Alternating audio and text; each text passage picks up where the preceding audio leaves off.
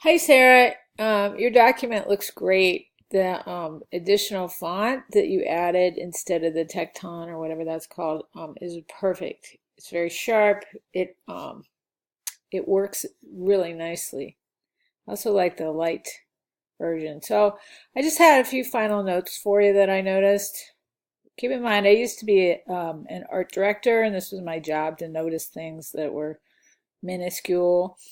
So in design, you want to be totally consistent with every decision. So this is one of these little things that I would fix. You see the spacing above the hex number here is really small, and then it's bigger for these other two.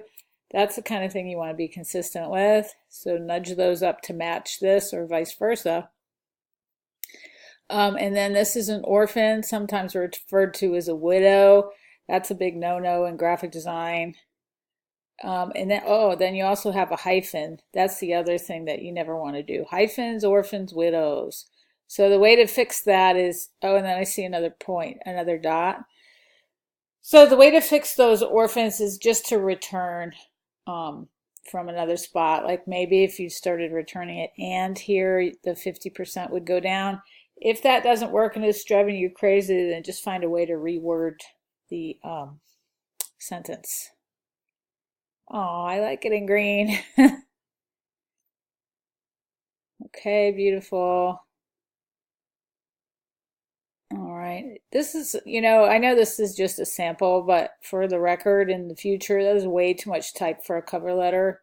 Like, nobody would want to read that.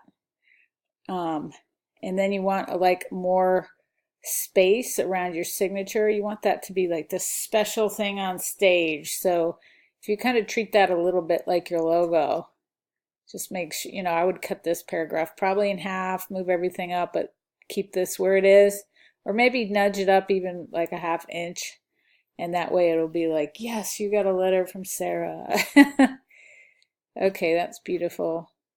All right, really nice work. Those are my only comments. They're little, but they're big because that's what like I said, an art director is trained to look for is little tiny edits like that.